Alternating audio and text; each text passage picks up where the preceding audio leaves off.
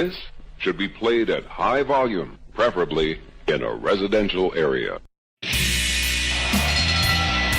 Ladies and gentlemen, it is now time! Oh, no. Oh, yeah! I finished these fights. Give me a hell yeah! Top Rope Nation. Learn to love it! It's the best thing going today.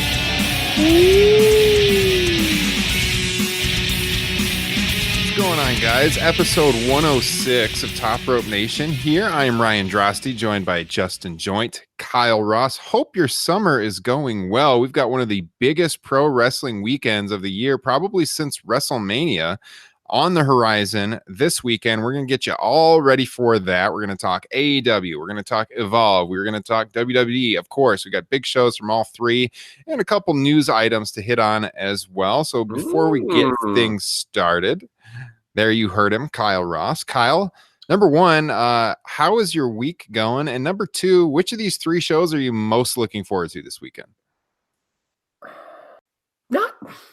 Number two's tough. I was going to make a bathroom joke there, but I held on. Yeah. I mean, I feel like Extreme Rules has the capability to be either the best or the worst. And for that, either perverse or, surprising enjoyment. I'll say that. Longtime listeners of this show are going to be shocked you chose the WWE show, Kyle. Hey, the other shows aren't that really big of a deal in the grand scheme of things. They'll be good shows. They'll feature better wrestling. But this is a podcast. I want to do more than this match was good. Yes. As for the number one question you had, I need all the Patreon money this month.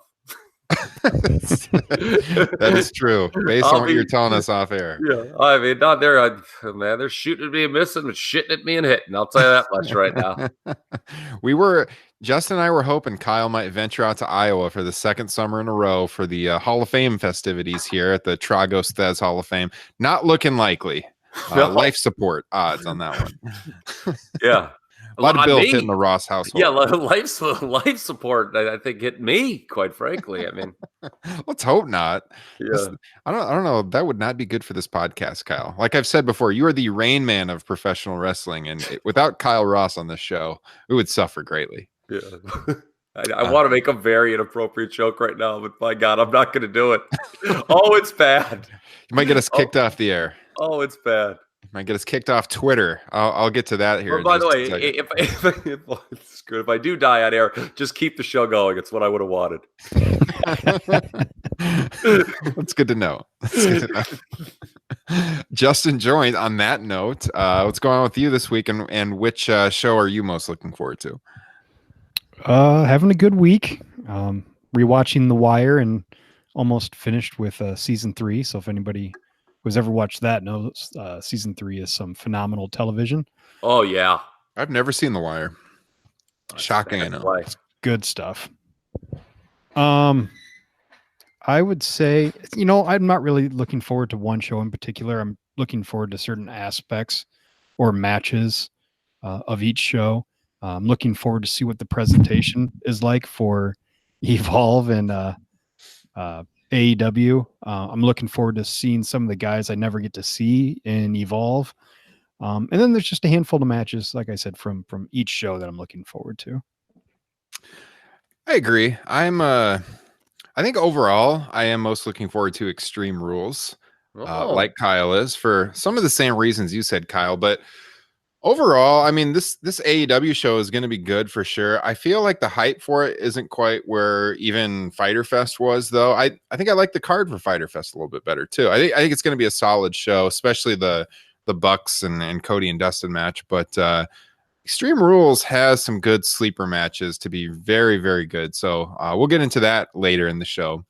As far as my week, I wanted to give you guys a little update because last week I ranted and raved. Well, no, ranted and killed Twitter, more or less. Didn't rave about Twitter, that's for sure. But I ranted on Twitter because our account had lost features. I still to this day have not had an answer from Twitter and what happened. I've every single day been messaging Twitter support. So finally, what I did, this is going to be kind of confusing. I'm going to try to lay it all out there because I don't want to lose any of our followers. I want you guys to all know what happened here. So we've had 2 Twitter accounts in the history of this podcast. There used to be the Top Rope Nation podcast account. I think it was at TR Nation Podcast. And then there was the at Top Rope Press account, which was the website I used to run. The website account had way more followers, 20,000 plus, because it was a popular, well-trafficked website. Well, when the website went kaput and I closed that, I moved our podcast account over to the website account. Made more sense. It had more followers.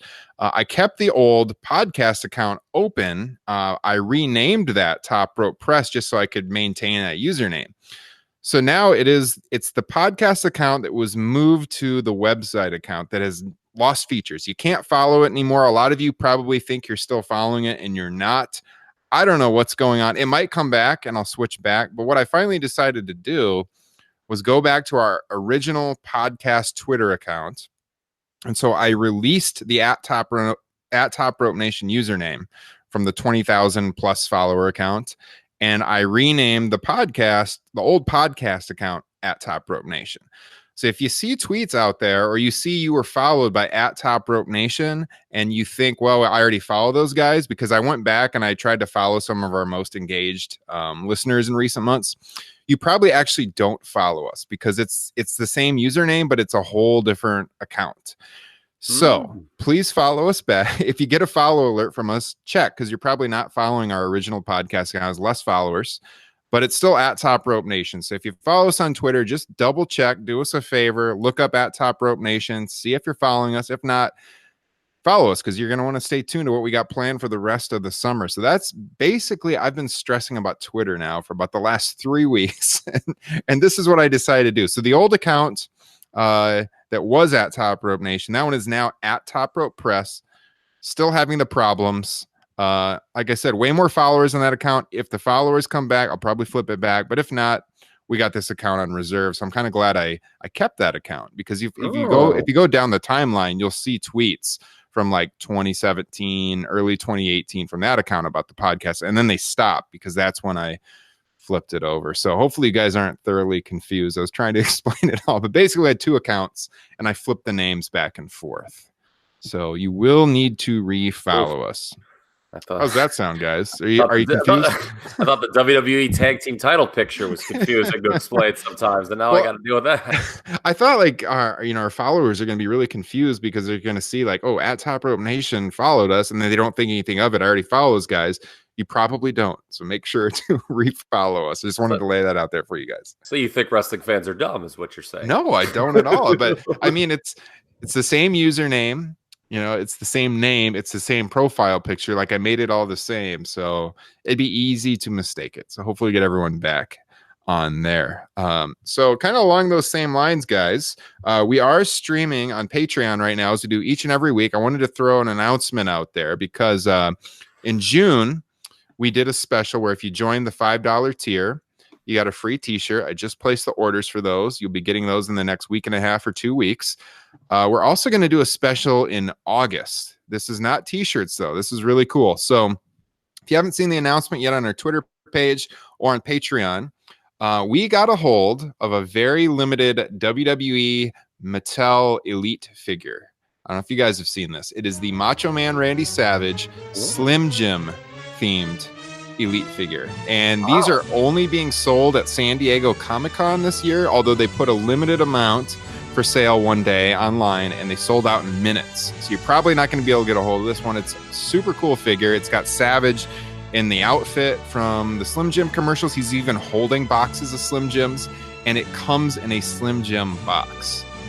I tweeted out a picture of it. It's really cool. We're going to be giving that away to one of our followers on Patreon in August. Giving it away. Yes. Free. What do I have to do? You got to join the Patreon page, Kyle, and you can go ahead and get an entry too. But basically how it's going to, I haven't for sure decided on the formula, but something along the lines of what tier you're on is going to give you like more entries in the raffle. And I'm going to live stream the raffle on our Patreon page so everyone can see who wins in real time. And I'll send it out to frozen envelopes here. Yeah, that's right. So you can get a hold of that. This is a good incentive to stay a member on Patreon or join Patreon if you want that figure, because I think, we have a decent amount of Patreon followers, but you're still going to have a good chance to win. It's not like we have hundreds. So if you want that figure, tell your friends. If any of them are action figure collectors or anything, it's a good time to check out our Patreon page in August and get a hold of a super rare figure, probably the hardest one to get this year. So check that out. It's patreon.com/Top Rope Nation. Were you guys ever big action figure collectors growing up? WWF, WCW, any of those? Justin? Yeah, I'm guessing around 40 combined for the WCW and WWE or WWF, I suppose, back then. And I had the big blue ring too. Oh yeah, classic Hasbro ring. And if I had any multiples, like I had multiples of Macho and Hogan, I would crayon red on their head to make it look like they're bleeding, so I could swap them out in the middle of a match. Nice. So what happened to all those? I know, longtime listeners and watchers of the show might remember you had some of those Hasbros in the background in some of our old shows. Yeah, I still got those too. Those were ones my aunt found and gave to me. But for some reason, when I hit, I don't want to say maybe 15 or 16, I gave them all to my younger cousin. Talk about your all-time biggest regrets. I know. Kyle, you're showing off a figure on the webcam here on Patreon right now. What do you got there? How about Ted Arcidi? Okay, I mean, how do you not? If there's a toy store going out of business and they're going to offer you Ted Arcidi for like $4, you jump at that opportunity. Nice. Got Magnificent Morocco too. That was another recent get. These were all used. Corporal Kirchner's in the house. I bought all the worst guys, by the way. These are all LJNs, by the way. Yeah. Classics. And then Ricky Steamboat was cheap because the gi was missing, or the headband was missing. That's awesome. That's hilarious. I was down in Des Moines yesterday, actually, and I went to Jay's CD, which was just this very shop was just on the Zack Ryder Figure It Out YouTube series. And the guy that helped me is the guy that helped them on the series, but I picked up a couple LJNs myself. Got Macho Man and Roddy Piper Series 1. Yeah, I had those. I remember back in the day. I don't know where those are. Maybe in my parents' attic, but if not, they have some splaining to do. Maybe Justin's cousin got a hold of them somehow. Yeah. Let's hope not. All right. Well, I thought it was a cool giveaway. This figure is super high in demand in the figure community this year. So a good motivation to join and spread the word about the Top Rope Nation Patreon page. By the way, Ted Arcidi cannot stand up. They made him so top heavy. He just falls. He just falls all the time. Those figures, those LJNs are like indestructible though. They are. Yeah. Like thick rubber material. They're bigger than quite a bit bigger than the Hasbros. I think the Hasbros are like 3.5 inches. Yeah. Good Ted Arcidi. What a performer he was. Yes. Guys, as always, if you are listening on Apple Podcasts, subscribe, 5 stars, leave a review. We'll read it on the air. Stitcher, Spotify, TuneIn, Google Play, wherever podcasts are found. And if you have an Amazon Alexa, play the Top Rope Nation podcast, and she will. Try it out sometime. Mm-hmm.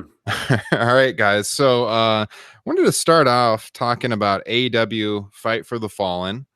And as we get started, though, we kind of got an opening question. I think we'll tie this in right away because there was a lot of conversation when WWE announced that they were streaming the Evolve 10th anniversary show on the WWE Network at the same time as Fight for the Fallen. There was a lot of criticism in the wrestling community online about this for WWE choosing to do that. The AEW show is a charity show for gun violence. Justin, what are your thoughts? Do you have any problem with WWE streaming Evolve simultaneously up against AEW on Saturday night?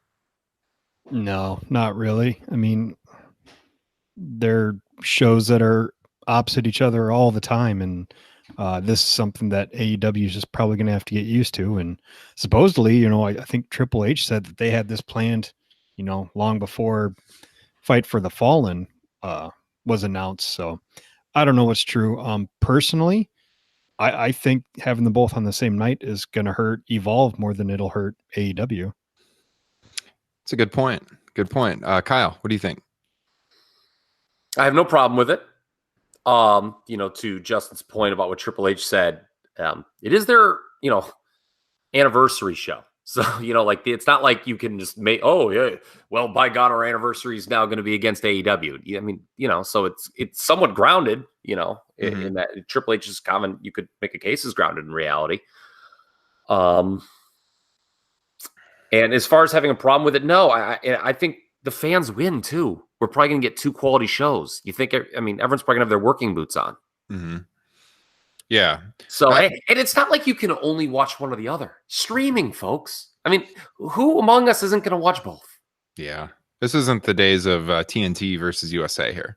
No. So, yeah, all good points. I think the biggest criticism was by the way, didn't everyone love that? Doesn't everyone romance about that? Oh, yeah. Time and we want to go back to the Attitude Era, the Monday Night Wars. Mm-hmm. And by the way, New Japan, they'll be on TV on Access that same time. Yeah.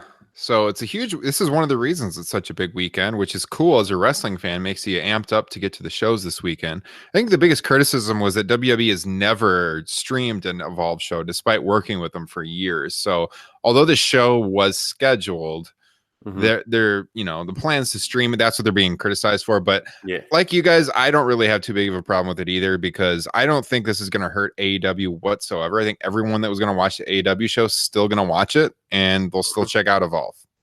Yeah.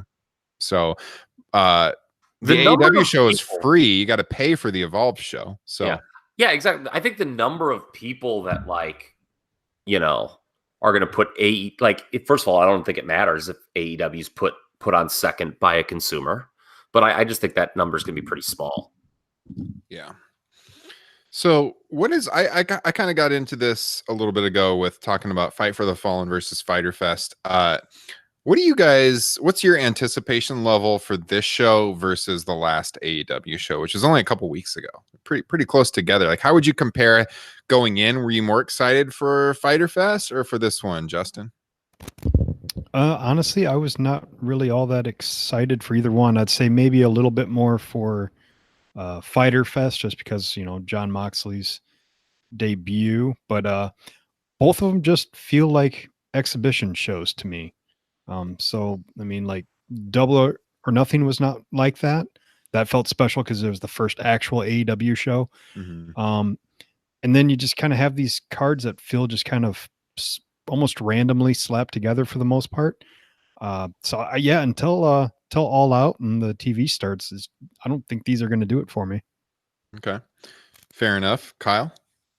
Yeah, it's another one. We talked about this with Stomping Ground. And we talked about it with Fyter Fest.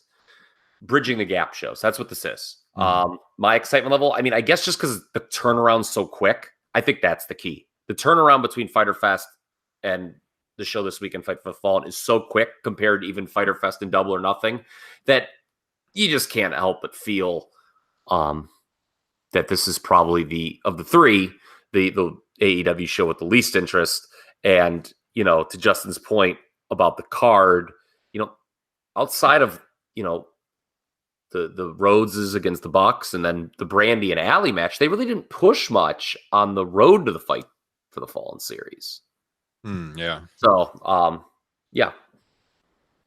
Yeah, it does. This card definitely does feel a lot more thrown together. Obviously, the Bucks and the Rhodes brothers, that's the one they've built the most. And that one's going to be awesome. I'm really looking forward to that match and the story they tell there. It's also kind of intriguing. And what's interesting, too, is that's not going to be a normal Bucks match, is it?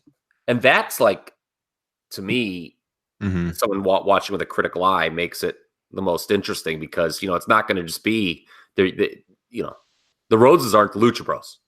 Right. So. Yeah, it's a whole different style. We're not gonna have the whole high flying aspect to this match. I'm interested about who's gonna go over though. It's okay. We did a preview for Comic Book today, and choosing the winner here, I really struggled with because the Bucks are undefeated, right? Dustin lost, and Cody basically has a win and a tie. So they've said wins and losses are going to matter a lot in this promotion, although they haven't really pushed that yet. That's one thing that's kind of been missing, to be honest, from these first 2 or 3 shows, is that they talked about how they were going to push like analytics with the matches. And I'm sure this is going to be part of the TV show, but we haven't got any taste of that yet. Wins and losses are going to matter. Like none of that. You don't see like wins and loss records on the screen yet as people are coming out. No analytics about the matches whatsoever. So I'm looking forward to seeing that change happen. But that's what intrigues me here is I feel like it's a pretty tough pick as far as who's going to win this match. Do you guys have any thoughts right off the bat on who you see going over in that one? Because I don't think we're going to break down every single match on this card. Since we got 2-3 shows to talk about tonight, we'll hit Evolve a little bit. But any thoughts on who you think would go over and why here? Either one of you, Kyle, Justin. I think it's got to be the Young Bucks because they're the big team of the of AEW. They're going to be the team for the long term. This I would assume this Rhodes tandem is a one-off. So yeah, I don't really see any reason why they would actually have Cody and Dustin win, other than Dustin Rhodes being on the Mount Rushmore of tag team specialists. Mm-hmm. There you go. Well, that's right. We get another look at it this week. Yeah. Check out last week's episode, guys, for that discussion.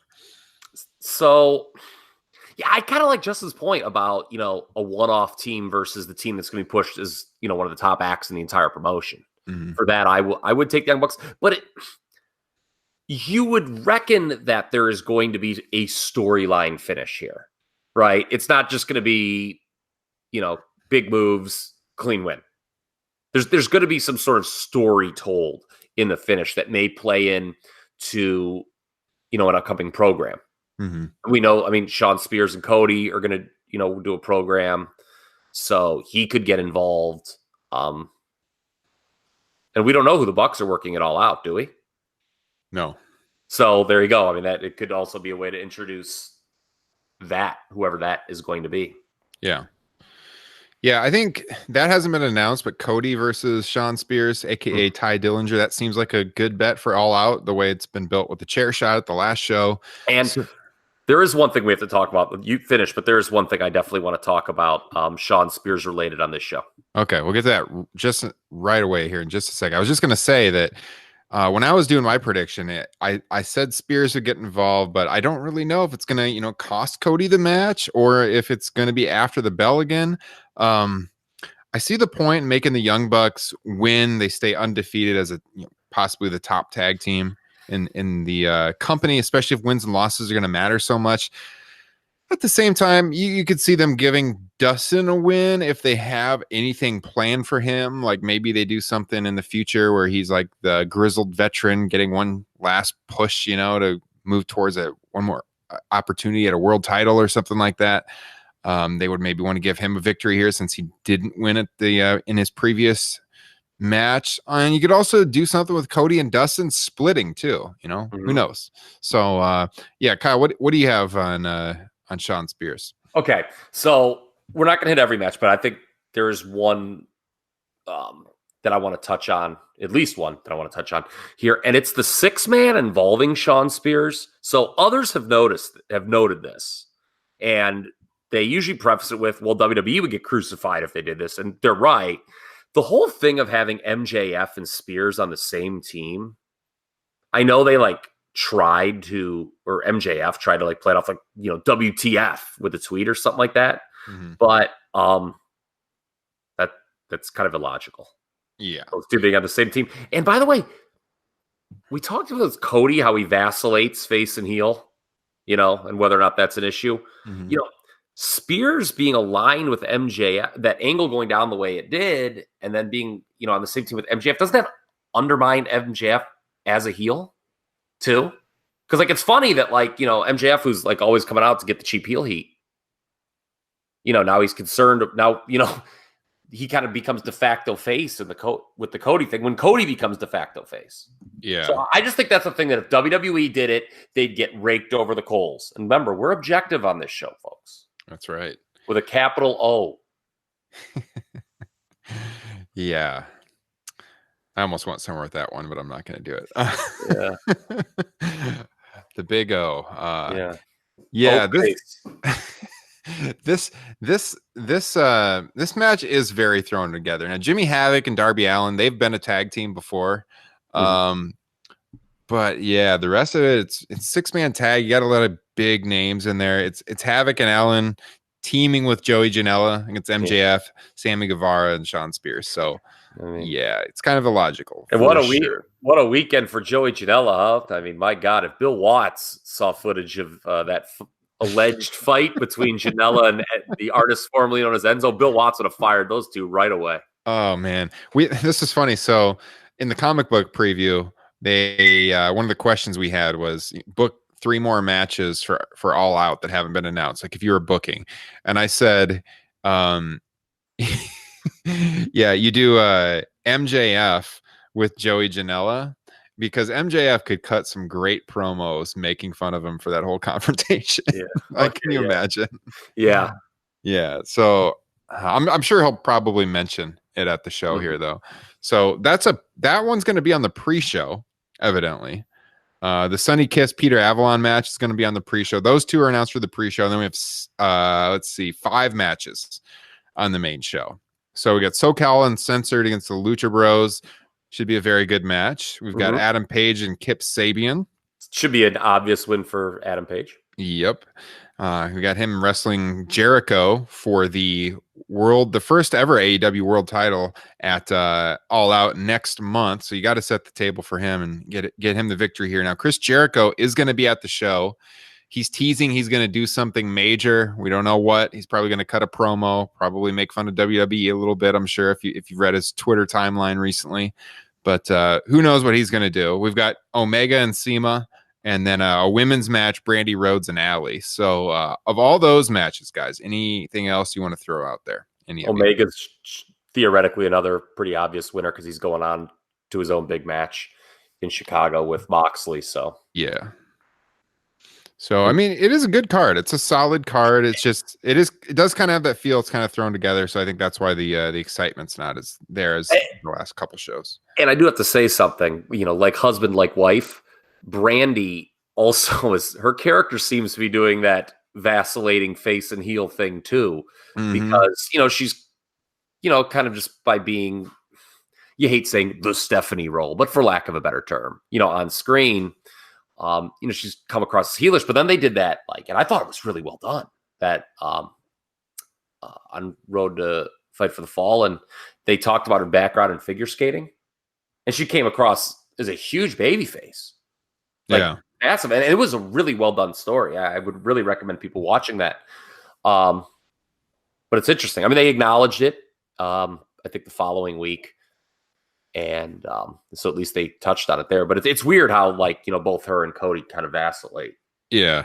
Actually, there's one other match on the card I completely forgot because it was on the next page of my notes here. And that's a triple threat tag team match. So we got the Dark Order versus Angelico and Jack Evans versus Jungle Boy and Luchasaurus.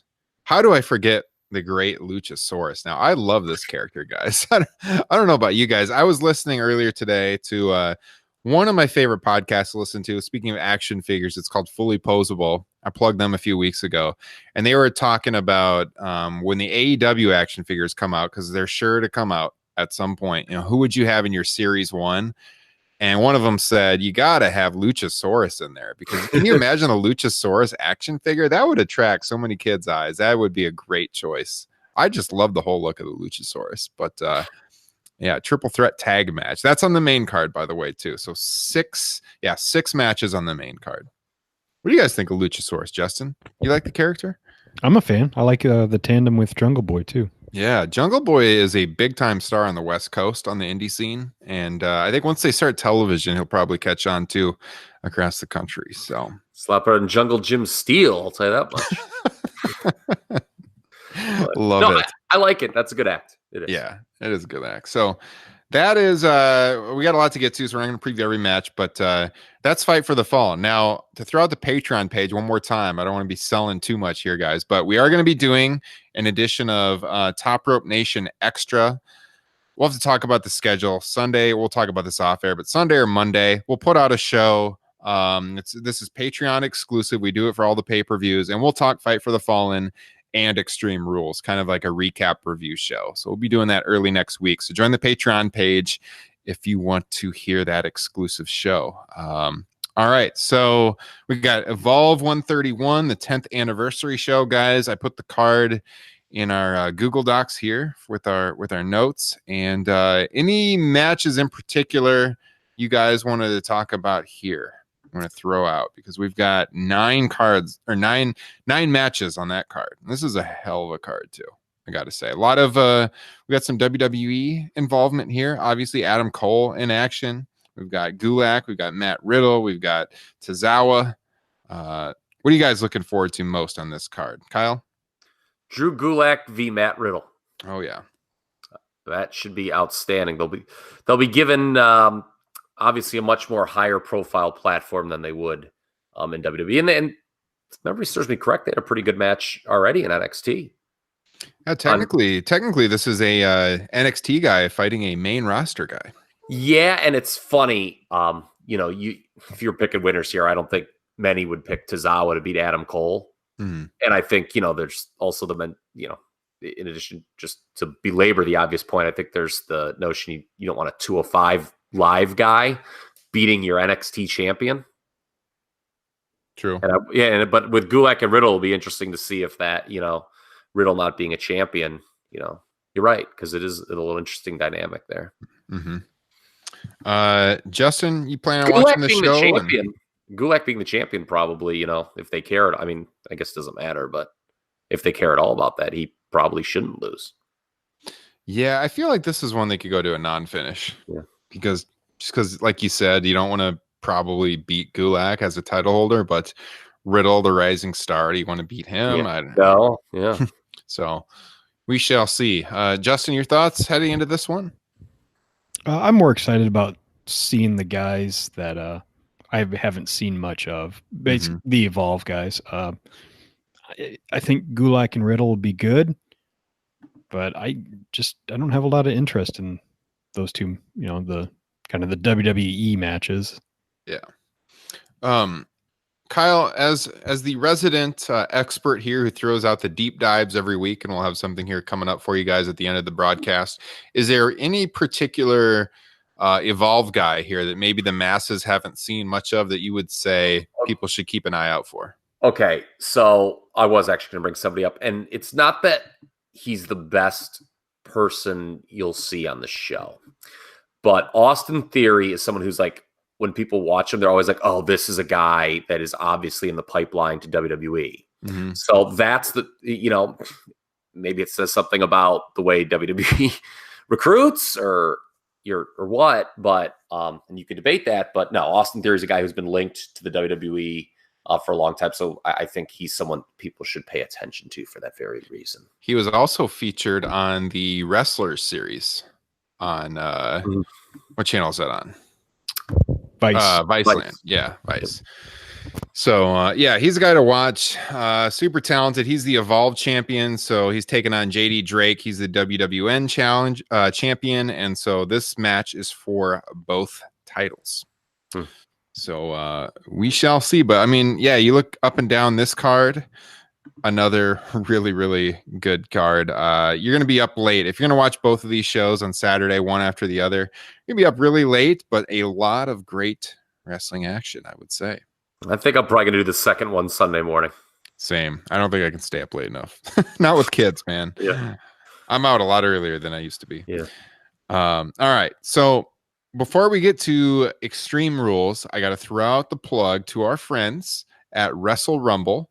Wrestle Rumble is doing a contest where you predict. I'm going to pull up the winning amounts you can win here while I'm talking about it. But Wrestle Rumble, we promote them each and every time they do a WWE pay-per-view contest. You can win real cash basically by going on there. You get an entry for $10 and you compete against everyone else. You choose the winners, you choose stipulations, you choose if weapons are going to be used, the timings of the matches and things like that.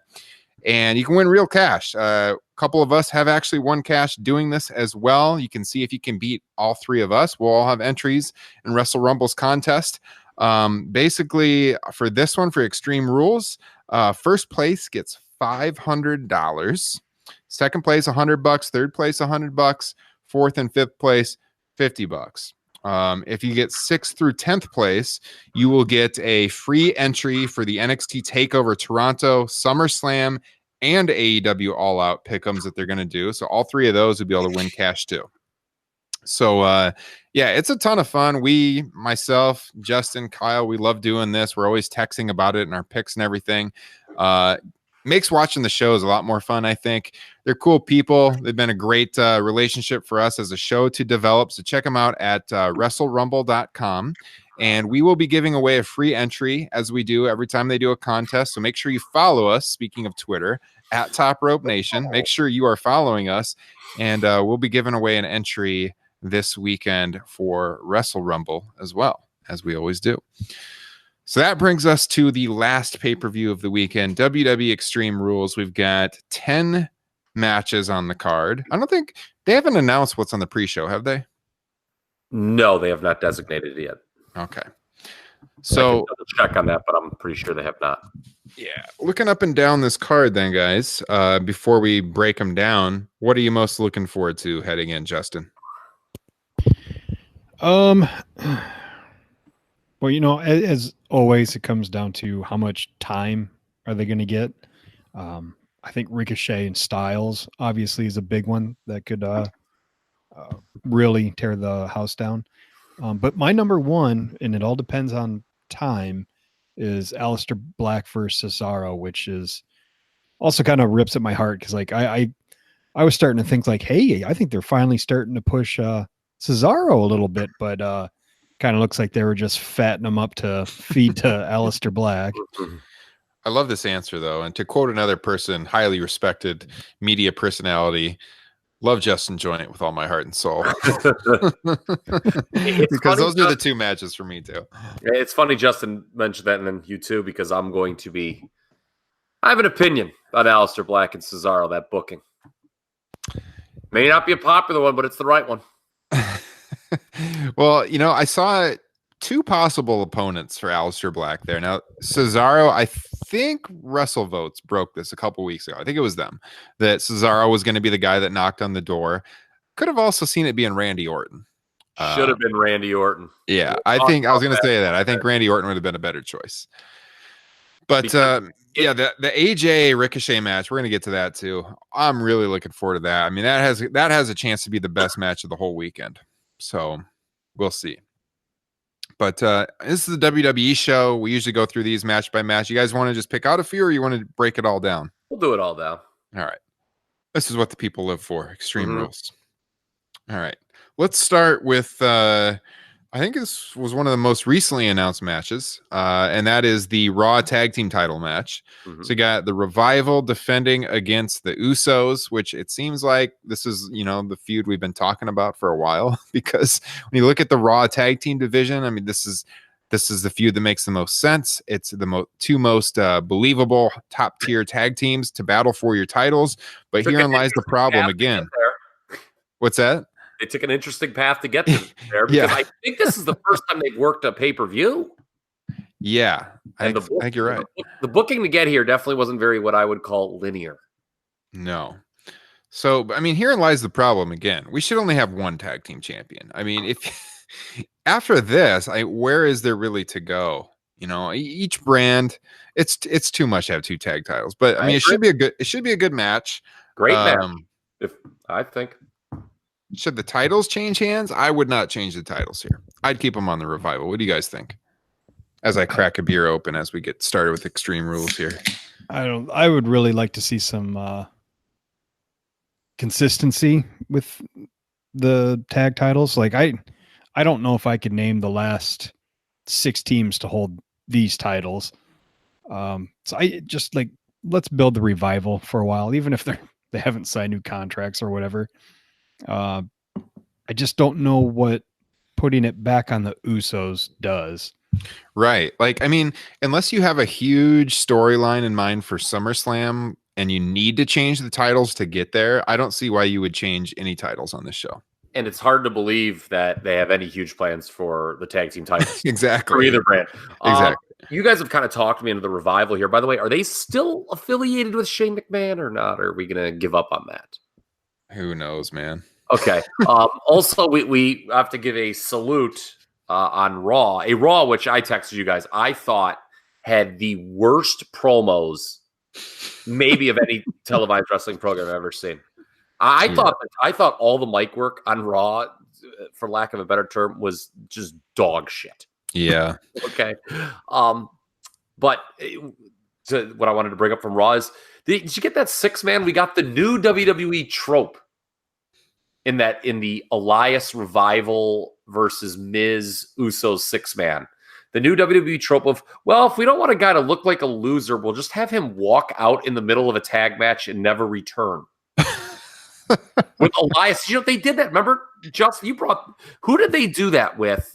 Drew McIntyre. Yes, like the night after the week of Mania or whatever. Yeah, that's what I did with McIntyre. Yeah, Elias, Meltzer brought this up, and I tip my cap to him. Elias, with his team up 1-0, just left.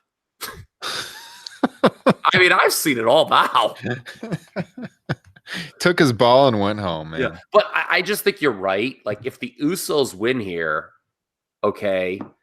I mean, we know it's WWE. The feud doesn't necessarily end when we think it might, but there's just not a lot of options if the babyface team wins it here moving forward. No. Now, who knows? There may not even be a SummerSlam match, a Raw tag title match on the SummerSlam card, or on the main card at least. Probably not the main card. I gotta assume they'll do something, but yeah. But this should be a really good match, and to be honest with you, I wouldn't care who won. I mean, that might be an issue in itself, but I'm not going to be mad either way. Yeah. So it sounds like at first glance we're all taking the Revival here. I'll put that down as my official pick. All right. So if anyone's keeping score at home, like our guy Brian out there in Cleveland, all of us have the Revival. He had a great idea. Did you guys see that? We should keep track of our win-loss on our predictions and see who comes out on top. I agree. We should. I don't know if I want to go through the archives and like retroactively do that, but it might be fun moving forward. Mm-hmm. All right. Here's a good question for this one. So this is the last man standing match. It's Braun Strowman, Bobby Lashley. Based on how television has gone the last couple of weeks, are you guys more excited to see this one than before they worked the angle with the stage exploding, or do you still not care? What do you say, Justin? Don't care. All right, Kyle.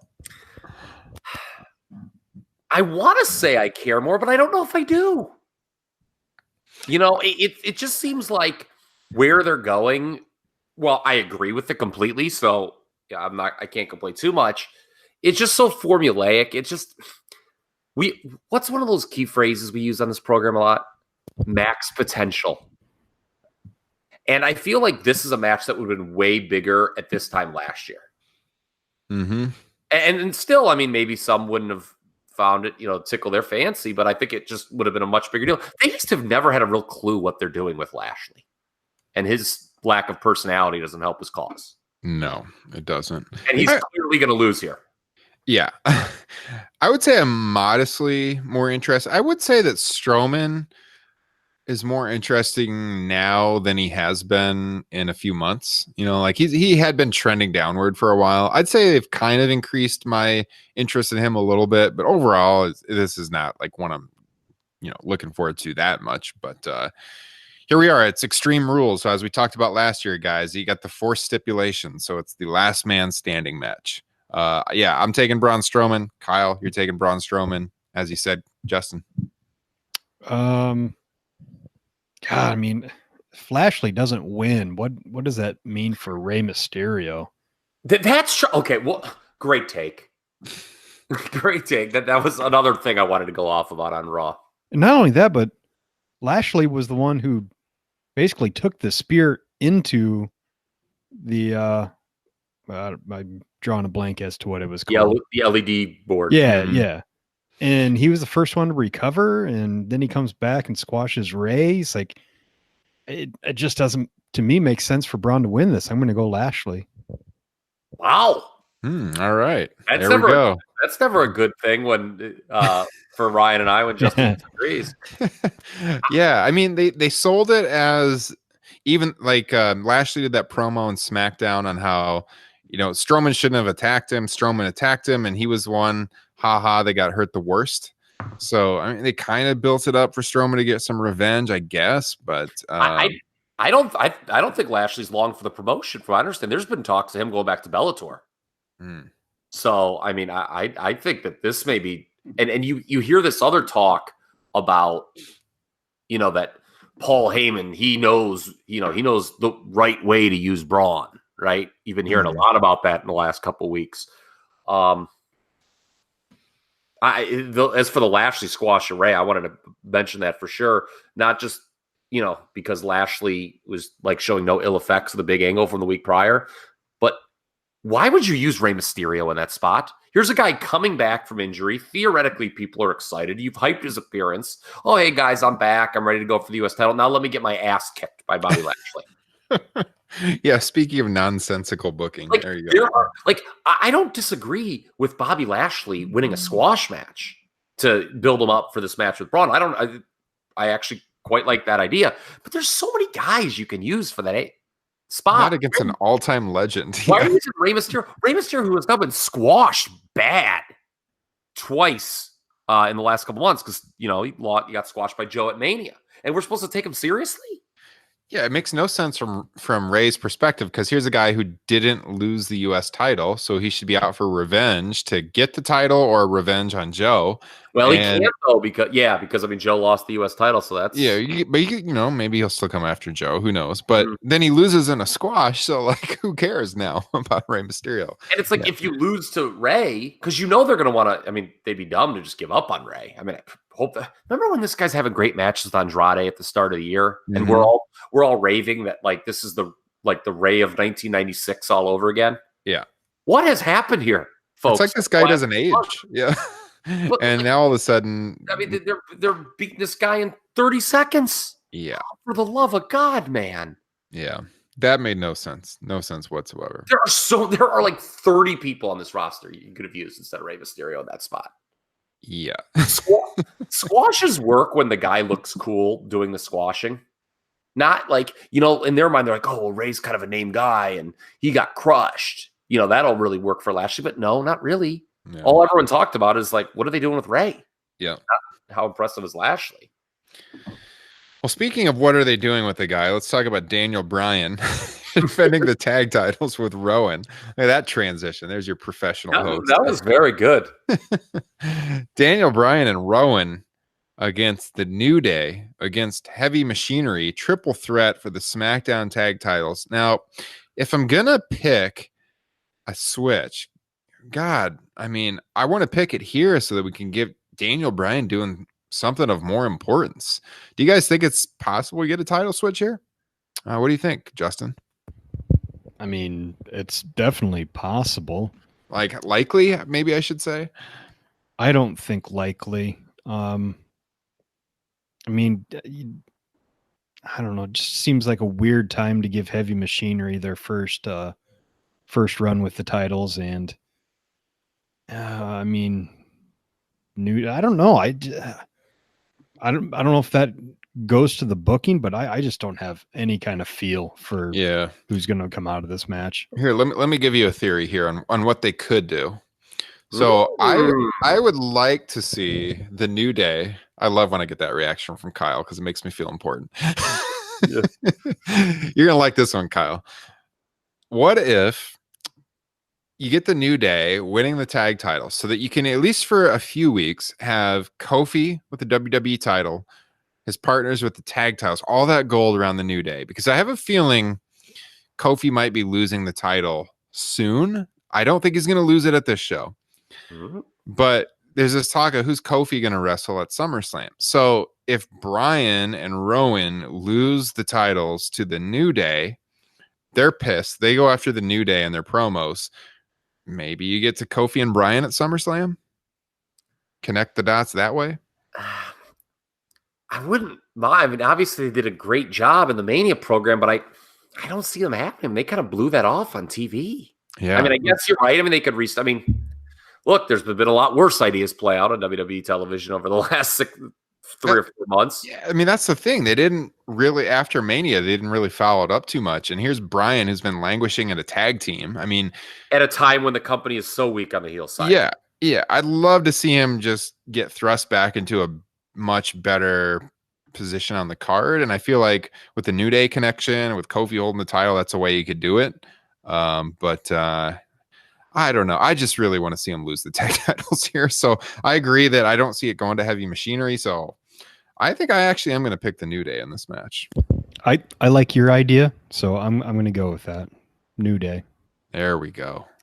Nice. To Justin's apathy here, this has been like circular booking from the WWE 101. It's just been like teams, these 3 teams kind of trading wins in such, you go back to last month, the New Day actually lost to the now defunct team of Kevin Owens and Sami Zayn, but they're in the title picture because they beat the champions on TV once. Heavy Machinery, of course, lost to Bryan and Rowan at Stomping Ground, but they're in here because they beat Owens and Ziggler. And Daniel Bryan beat Big E in a singles match. So it's just kind of been these teams trading wins. It's not particularly enthralling. With the 1 heel and 2 babyface scenario, I'm going to go with the heels, even though I do think a title, if a title's going to change on this show, this is probably in the top 2 for me, most likely title changes. I agree. All right. So you're going with Bryan and Rowan retaining. All right. Again, though, I'm with you. If Daniel Bryan were to lose these titles and go do something more meaningful near the top of the card, I certainly would not be upset by that. Yeah. All right. We haven't talked about the Cruiserweight title match. So we've got Gulak one night after the Evolve show defending against Tony Nese. Cruiserweight title match. Let's see. I think I'm probably going to go with Gulak here. But if they do draw in, the Evolve comparison, they could bring in the fact that, hey, he competed last night in a tough match, and maybe that's an out for him to lose the title. What do you think on this one, Justin? Drew Gulak. Yeah. Yeah. Gulak has shown he's got a personality where Tony Nese, God bless his soul, has not. So, in WWE world or really any world, that counts for something. So, and plus Drew Gulak just won the title last month. Too early. They're not going to change the title that quick.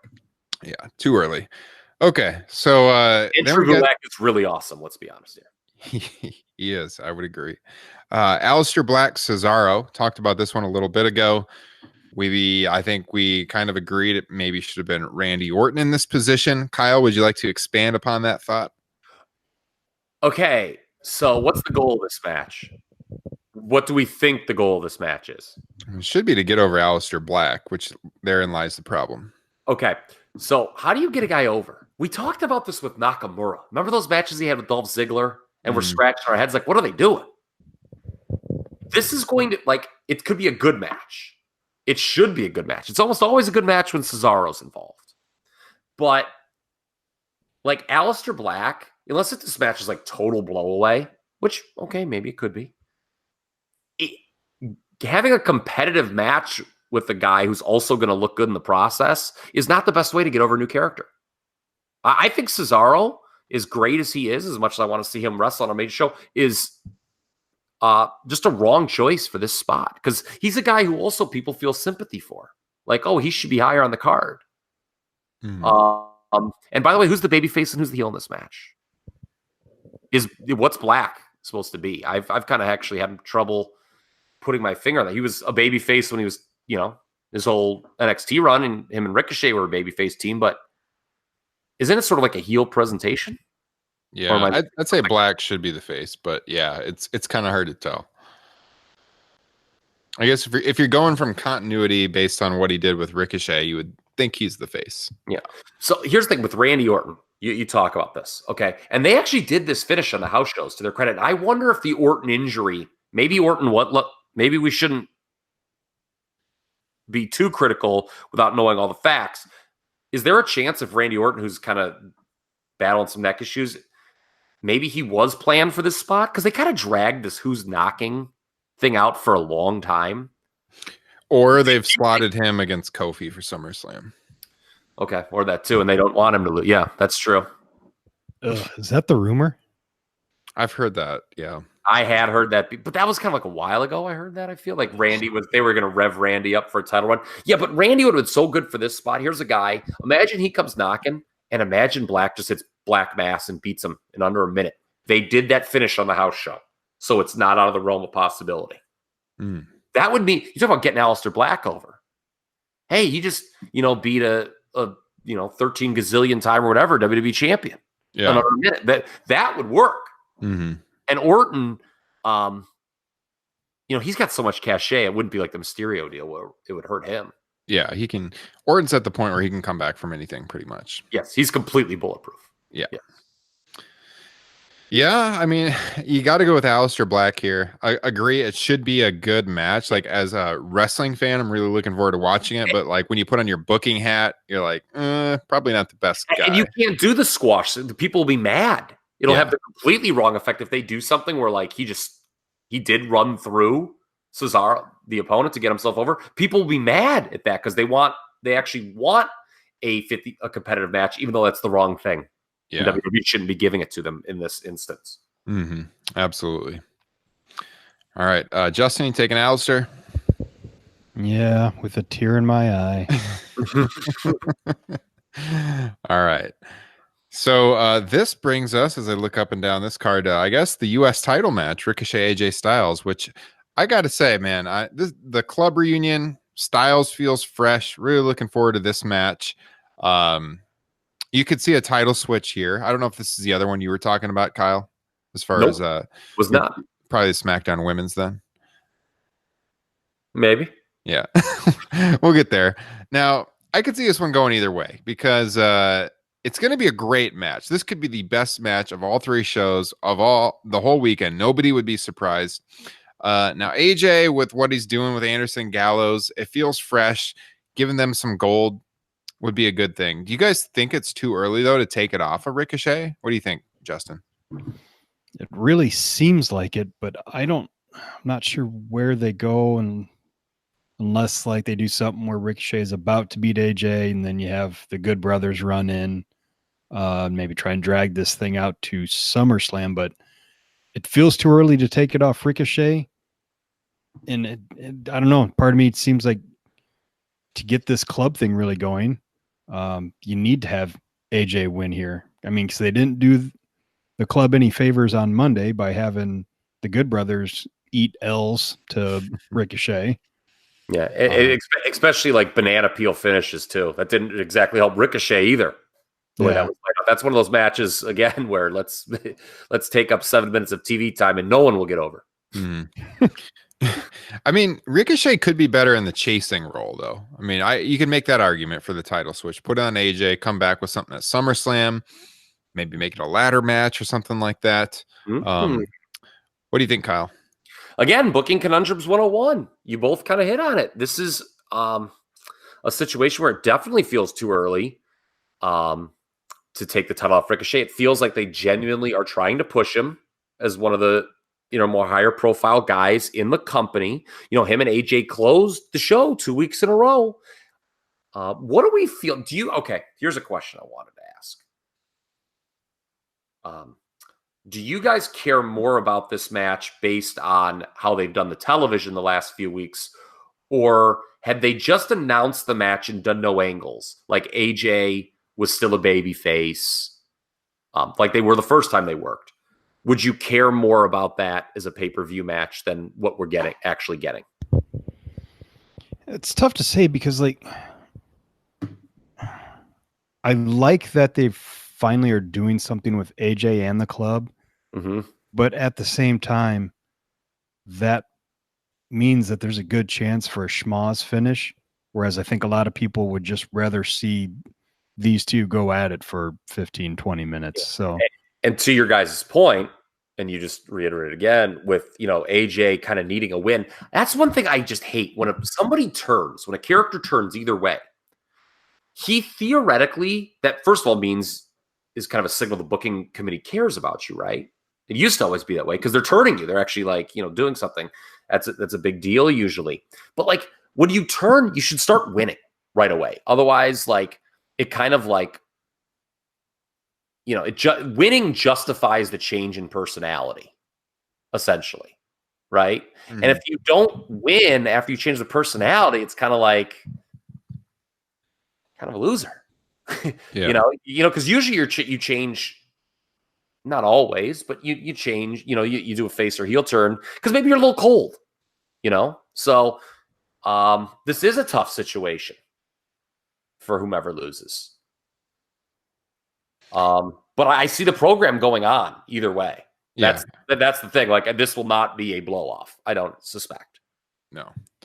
Yeah, it's I would say to your question, Kyle, I would have just as a hardcore wrestling fan, I would have always been looking forward to it either way because these are two of my favorite performers in the world, and I think AJ as a heel has piqued my interest a little bit for sure. I think was it 2 weeks ago when he when the club convinced AJ, that Ricochet had bad intentions and he went up to him backstage and slapped him or whatever. I thought that was great stuff. I mean, that really got me into the feud. But it's a difficult situation because you feel like both guys need the win here. And they, WWE has all this TV, so it's like, well, if you announce the match and hold it off till now, if you do like their first match here and not 3 weeks ago, the counter argument is, well, what are you doing for 3 weeks on television with these guys? There's probably some ideas. I don't know, but we don't need to get into that now. So, I mean, you could kind of almost done the storyline the same way, but like kind of delayed it all by a couple weeks. Yeah. I think. Where like AJ maybe loses the first match and that's the impetus for him to turn heel. Mm-hmm. All right. So, I guess you're still in the same situation ultimately though. So we shall see. So who are you picking, Kyle? Ricochet. All right. Rick O'Shea? Rick O'Shea, famous Irish wrestler, yes. Justin. Styles. Title switch. I think I'm going with Mr. Joint here. I'm going with AJ to legitimize the choice that AJ Styles has made. Yes. Plus, with what happened with the club on Monday, I think he gets the win. Makes the grip seem more of a force here. Give him some gold.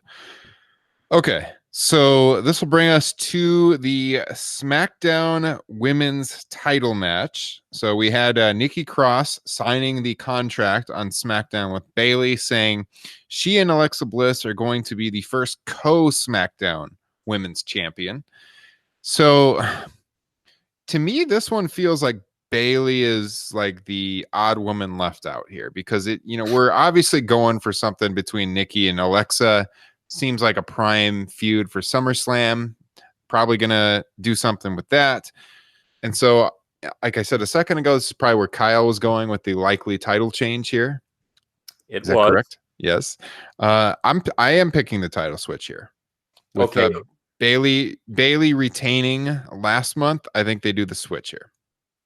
So it'll be you think it's going to be a co-champion scenario? Well, I think they'll play this into the breakup where Alexa is really the champion and Nikki's tagging along, and Nikki's basically told she's not the champion. And then they work that into the SummerSlam. Do they have Nikki pin Bayley, but like Alexa's still the champion? And like it's a deal where it's like, oh well, I think Alexa will probably get the win, but like somehow Nikki will be responsible for it. Okay. Yeah. I'm with you on that. Because with Nikki's, she's had the big wins in recent weeks. So, yeah. And you kind of reference this with Bayley, odd woman out. Mm-hmm. I said it on our Money in the Bank review show, and I still believe it now that I talked about how the whole Bayley cashing in scenario undermined Becky Lynch's as a babyface. Okay. Still feel that way. This feud is doing Bayley no favors as a babyface. Because like the least interesting person out there. Yeah, and every time. The people want to get behind this Nikki Cross. So, like, when you're putting Bailey opposite her, like, the people aren't sure what to do. I think Meltzer mentioned this in his TV recap, the angle where she gave Nikki the Bailey to Bailey for the and the Macho Man elbow. Mm-hmm. You know, the crowd didn't really react because they were like, "Okay, are we supposed to cheer this, or do we like Nikki?" And this is kind of a dick move, like. So I think Bailey has just been done no favors by this booking whatsoever. This has been a really kind of crummy feud for her. Yeah, and the crowd will be behind Nikki in the Alexa feud, and then where's that leave Bailey? On the card. So, yeah, you really feel like Bailey's best days as a face are behind her, and we've been harping on this for over a year. We want to see her freshened up a little bit. She's got to do the heel run here eventually. I agree. You would think so. It's like the opposite of Kevin Owens, who like desperately needed a babyface run. By the way, I've said that for a long time, and now he's getting it. Hell, he looks good in that whole. Oh man, yes, the Kevin Owens segment was awesome on SmackDown. Yep. Your thoughts on this one, Justin? Don't really have any. Going with Bailey. All right. My God. Are you going with the title switch then, Kyle? Yeah. All right. I think it'll either be co-champions or like Alexa is they'll have some storyline where Alexa's actually the champion, but like was clearly the reason she won it. Right. Yeah. So like I said at the top of the show, or at the top of this preview for Extreme Rules, why switch any titles unless they have like major plans in place for SummerSlam? And I think Nikki and Alexa is a major plan. So that's why I think you're going to get the title switch. We should be talking about the, a sinus issue that Alexa apparently dealt with, kept her off TV this week. Oh, yeah. You think that'll be an issue this weekend? I think she'll probably be okay. Haven't heard anything, but I'm not Dr. Francois Petit. I don't really know. Yeah, hopefully she'll be ready to go. But yeah, this seems like a good opportunity for a switch. All right, like a good opportunity for Sasha Banks to pop back up. Well, it's funny you said that. Too. Yes, it's funny you said that. I was going to bring that up because one of our questions in our preview article, to plug it again at comicbook.com, where I write, is that where does Becky Lynch go after Lacey Evans is no longer a challenger for her? Not to get ahead of ourselves, but like when you look up and down that Raw women's roster, where the hell does she go for SummerSlam? And when I was looking at it, it was like the most interesting thing they could do is talk Sasha back to wrestle her at SummerSlam.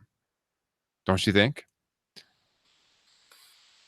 Maybe that gets her back in the fold. You're getting a premiere match at SummerSlam against Becky Lynch, because if you look at the Raw women's, I don't know who challenges Becky after Lacey Evans is done. They can't possibly do Becky Lacey again at SummerSlam. So. They can't. Storyline, well, again, I mean, we saw Shane McMahon wrestle The Undertaker once in the key match of WrestleMania, where if he lost, he would be off WWE TV forever. He lost and then was on 3 days later and hasn't left since. Mm-hmm. So, anything is possible. But they have hype that this is like Lacey's last shot and Corbin's last shot. Yeah. Oh, but then again, what if Lacey ends up as the champion? And Baron, the Universal Champion? That facial reaction says it all. That's the way it works. It's funny. I thought that when Justin initially referenced Sasha, it was due to these rumors because Nikki was cutting that promo on, I think it was Raw, where she's like, "Oh, you don't value a friend. Mm-hmm. You don't know what true friendship is," and stuff like that. So some people took that as some sort of Sasha reference. But I mean, they could do Bailey Sasha too at SummerSlam, but I just have no idea where they're going to go with Becky Lynch next. That is a great point. Are we talking about that match next or no? We can do it next. Yeah, we can do it because, I think we all three agreed on this with Lacey Evans. Say what you will about her work, whether you like the character, whatever. I think throwing her right into the fire, and so to speak, in her first feud was a mistake for this very reason that Ryan brings up. What do you do with her then when she doesn't win the title? You introduce her first feud. She doesn't, she goes for the women's title and doesn't win it. You're just kind of going downhill after that. Mm-hmm. So I don't think that was fair to her at all. Yeah. Yeah, because they're going to have to build her back up now. And yeah, it's a very difficult position. But no, I think Seth and Becky are retaining their titles in this match. So I really have no idea where they go with Becky Lynch. Do you have any suggestions, Justin? Go ahead, Kyle, first. No, I was gonna say I think we talked about that after the draft show, the three of us, and we were all like, "This Raw women's side is barren," but there is the wild card rule, which is Justin's favorite. So that was actually what I was going to point out. Is Ryan saying, looking at this Raw women's roster, it's like there is no roster split, my man. Well, but even on the SmackDown women's roster, who do they go to? Unless Alexa Bliss and Nikki come up short, and you could do like Becky Alexa, but I mean, obviously that would Becky Naomi is not really doing much, you know. They have not built up any future, and there's a lot of women on this roster. I mean, that's true. I pulled up the rosters when I was trying to answer this question in the article. I'm like, I don't see any of these people as legit contenders for SummerSlam against Becky Lynch. And that is a really good point, because it's not like this division isn't deep, and they've built no future contenders up. No. Well, there's just not enough TV in a week to build up any superstars.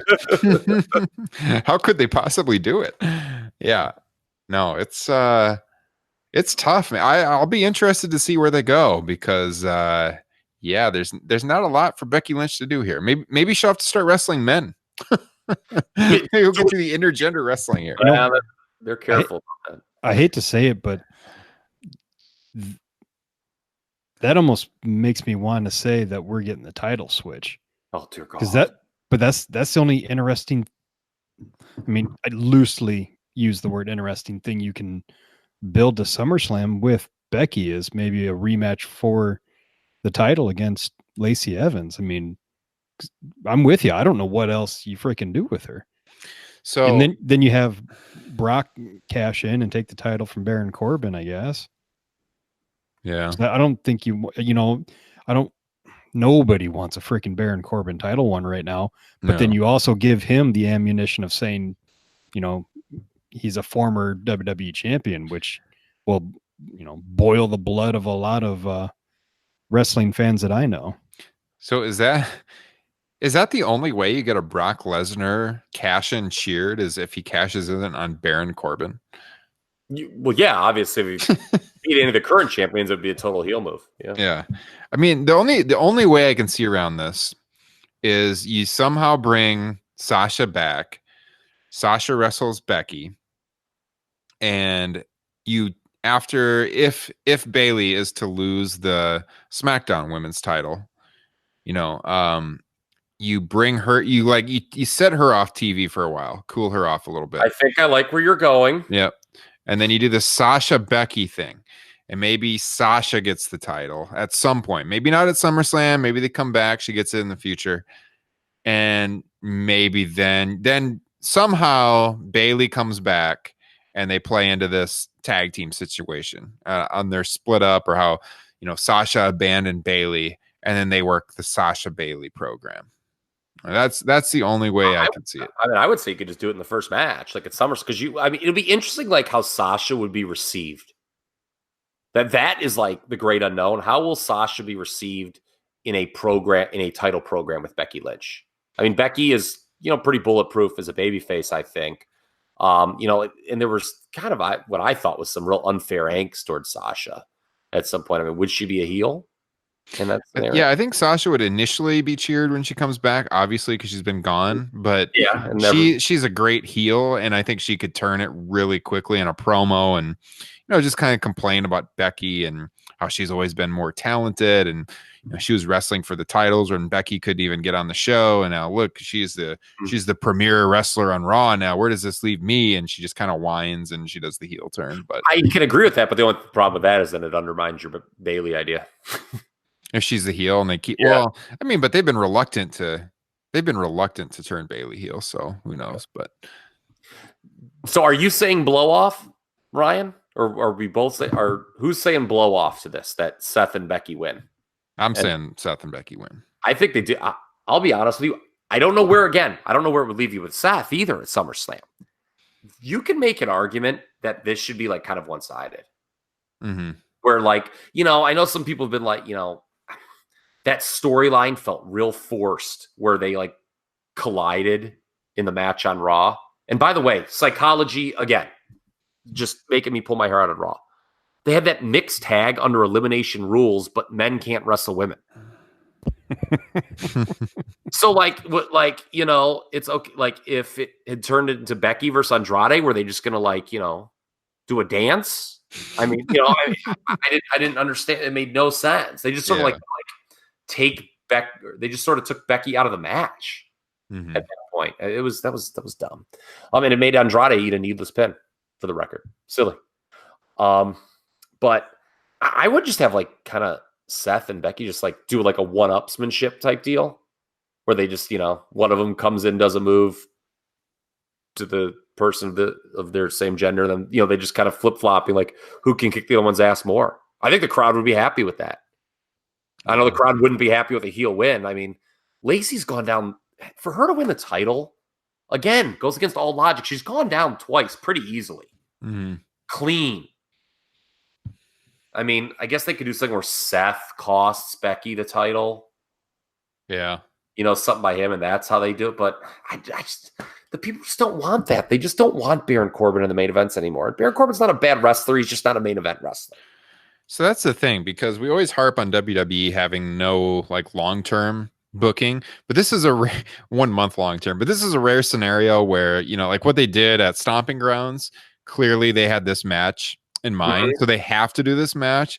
But like in a vacuum, if they could have pulled the plug, they would have had to pull the plug after Stomping Grounds, because that crowd was so negative on Baron Seth. It's like Baron should not be in the situation again. But since they built it up the way they did and they booked that match the way they did, they have to do this match.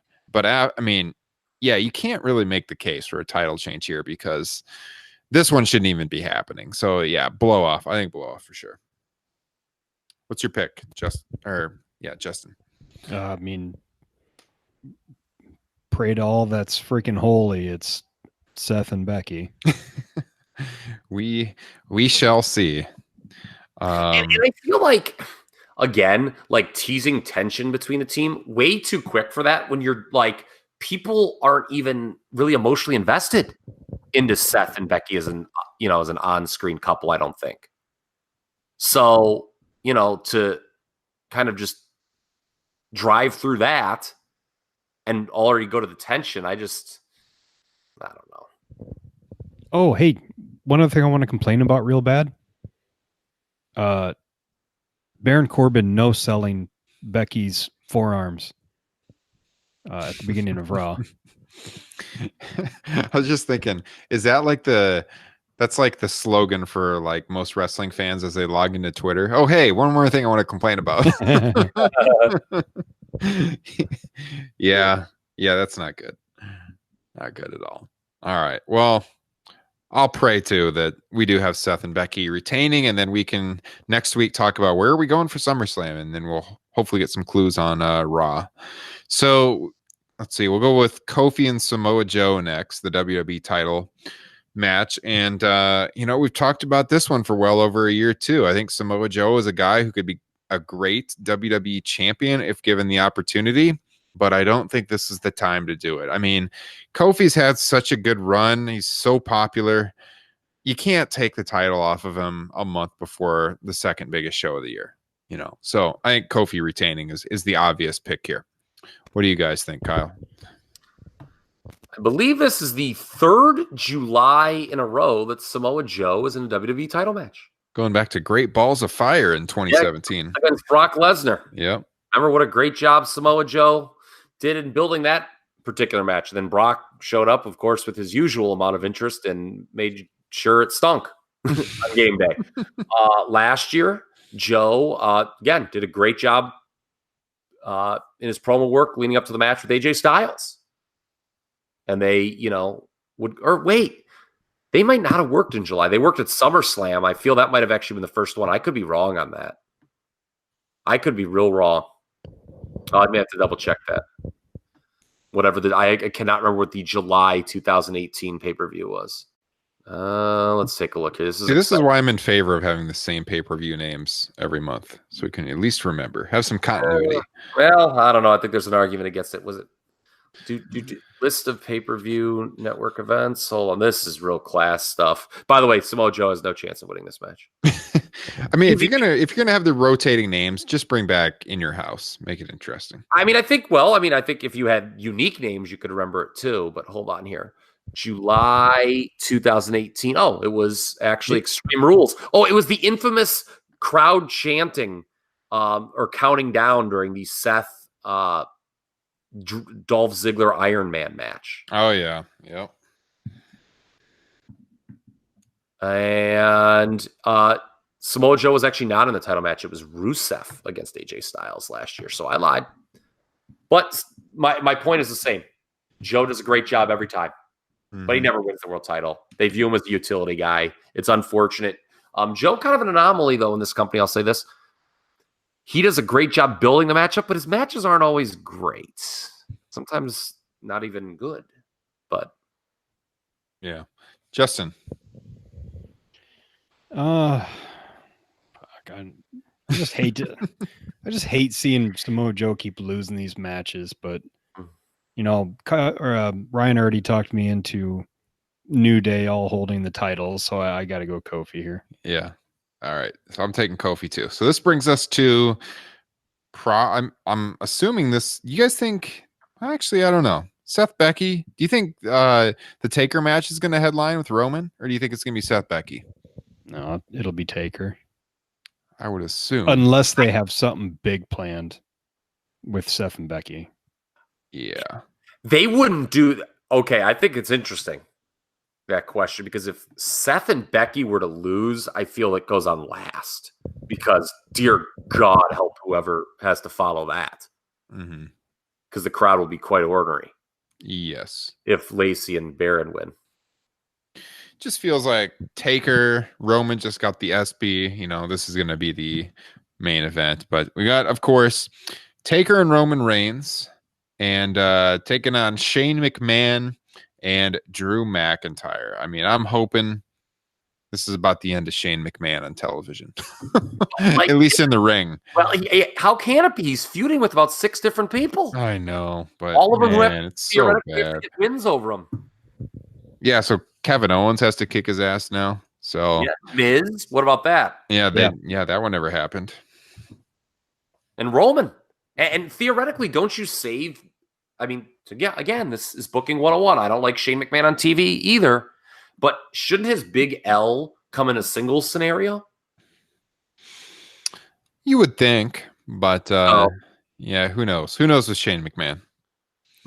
I mean, unless Roman just completely works him over, which Roman probably should. I mean, This is the match where the Undertaker will, quote unquote, get the bad taste out of his mouth, probably for what happened with Goldberg over in Saudi Arabia. But he'll come off looking better here because Roman's going to carry most of the weight in the match and probably do a pretty good job at that. Taker will come in, and hit his signature moves and look good and everything. But it's going to be Roman Reigns carrying most of the show. And obviously, I would think Taker and Roman Reigns get the win. Well, if there's one thing they've proven, it's that Reigns and Taker have great chemistry.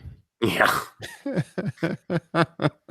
Is that the worst in-ring main event in WrestleMania history? I mean, LT and Bam Bam? LT and Bam Bam is actually an okay match. Especially compared to that Undertaker Roman match. I think Undertaker, it was probably the single worst performance I've seen by anyone in a Mania main event. I mean, it was, I know everyone talks about the Andre the Giant, was half crippled at Mania 3. I didn't think he was as bad as Taker was at Mania 33. That's the one I was going to bring up. As far as, between the ropes, obviously that was a huge match for the characters and everything. But, it's kind of like think through the cards in my head. It's kind of hard to come up with one that's worse. Yeah, Sid didn't turn in a real strong performance either time. It was the main event, but especially the Undertaker match. Yeah. Triple H is a baby face every time. Yeah. I mean, it might be. There's probably a strong case to be made. But are we all on the same page on who's winning here? I guess, but it's weird again. Who's taking the fall? And what are they doing with Undertaker for SummerSlam? You have to figure that they're going to set something up for him for SummerSlam. Is it Drew? We've heard rumors about that Undertaker wants to work with Drew McIntyre. I know he wanted to work with him the first time Drew was in the company. This was supposed to be a match at WrestleMania 27. So maybe this is, Drew gets the pin on Taker. God, that would be great. What if he just tombstoned him and beat him clean? and then this comes after Seth and Becky lose too. The crowd just completely riots. No, actually, what happened is Drew does the tombstone on Taker, and then Shane comes in and gets the pin. Oh my God! Can you imagine Twitter.com after that? Yeah. I mean, there is an argument to be made. I mean, if they're going to do a Taker singles match with Drew McIntyre, I mean, you don't set that up by Taker pinning Drew. Yeah. Although, I mean, I think I would go with Roman pinning Shane probably and leaving something open-ended for the Drew Taker match. But did you guys see there? I mean, they're selling T-shirts for the Roman Reigns tag team with the Undertaker. My God. Did you guys see that? Yeah, very bad. It is not a Graveyard Dogs. The Graveyard Dogs is now their tag team name. So they have an official tag team name as well. So what name do you like more, the Graveyard Dogs or the Kabuki Warriors? I mean, let's just go with Pet Cemetery. I'm going with Roman and Taker. I can't take Shane McMahon and Drew here. God, they put Shane McMahon so hard, though. I mean, it's not like this will be it for him. He's feuding with literally everyone on the top. I know, but supposedly they're acknowledging that there's a problem with the product, with the creative changes. So, okay, what do we think about that? I always think that's hilarious when they send these guys out there. And sometimes Punk obviously had a lot of creative latitude in some of his promos, but they send these guys out here to rip the product. And it gets this huge reaction, right? Owen's got a huge babyface reaction for his promo, especially when he said, "We're all sick of Shane McMahon being on TV." It's basically, that those things are approved and they have a lot of input probably into the words KO says. So they're kind of acknowledging that their product, at least the writers are kind of yeah, this product isn't maybe in what I would like to do. Yeah. Right now, it's kind of an acknowledgement that if you're having your babyface get over by saying Shane McMahon's on TV too much, you're kind of acknowledging, a problem, which is a problem that it and keep doing it. Yeah. So who are you guys taking in this match?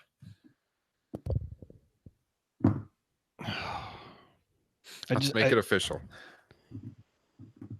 I really want to say Drew and Shane. But, at least one of Shane's feuds needs to end.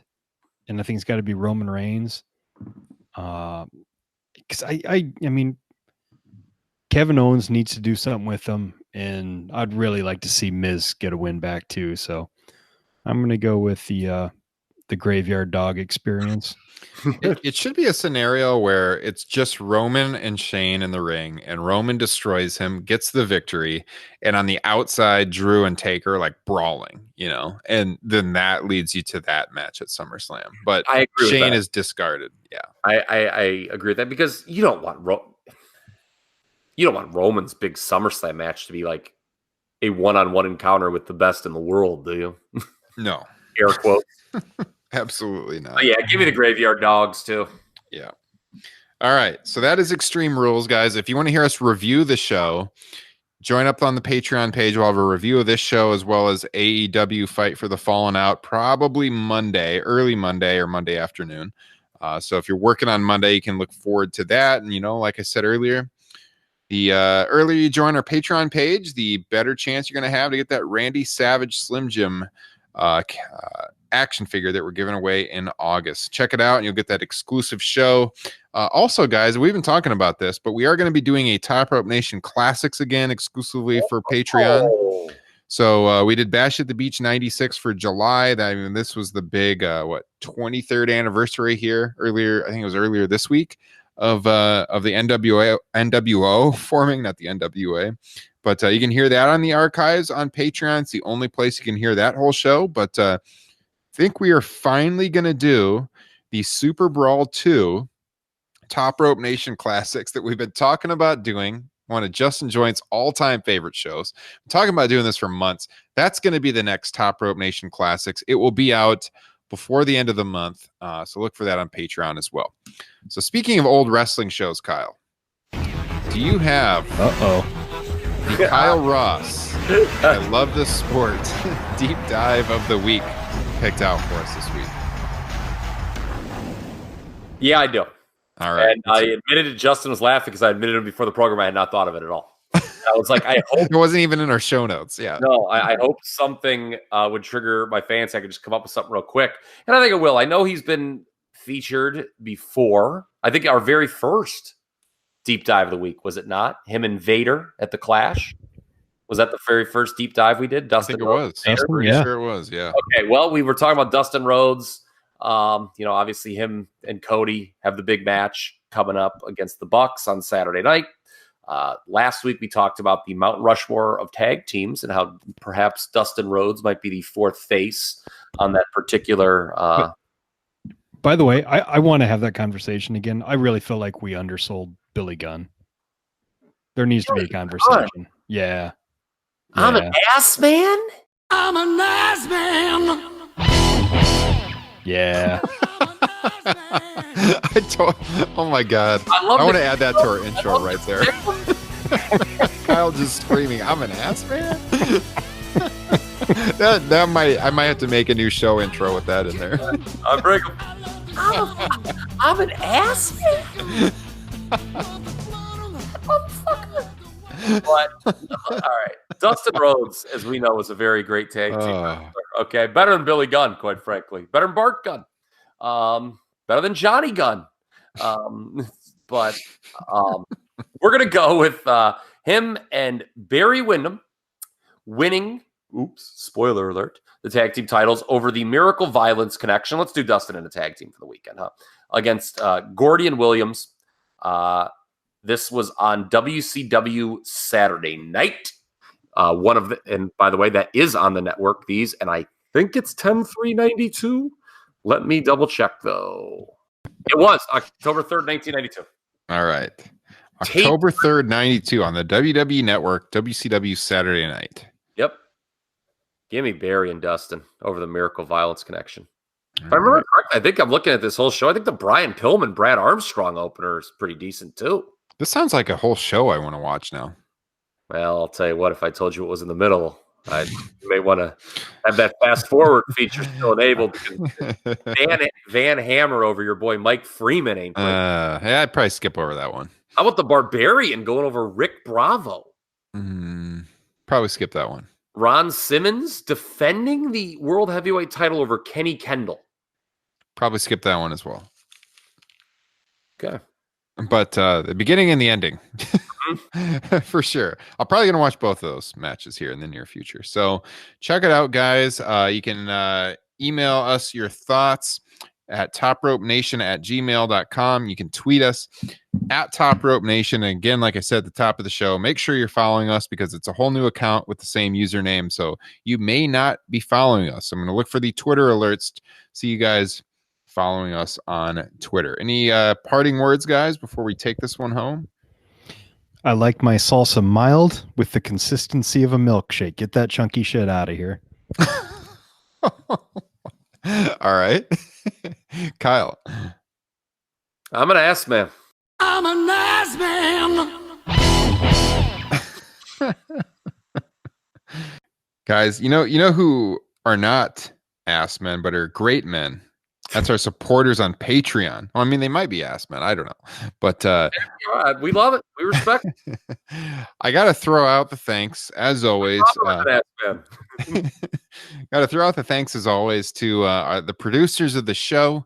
That would be our friends Derek, Kyle, Tim, Forrest, Sean, Gabe, Carlo, Nairi, and Liam, of course. So with that being said, guys, this has been episode 106. It's been an enjoyable evening with Kyle and Justin, as it is each and every week. And if you want to hear our recap shows, head on over to patreon.com/Top Rope Nation. We'll be talking about Extreme Rules on the late hours of Sunday or early on Monday, as well as Evolve and AEW Fight for the Fallen. So with that said, I am Ryan Drosty here for Kyle Ross and Justin Joint. We'll catch you guys next week and enjoy a massive weekend for pro wrestling. Take care. Peace.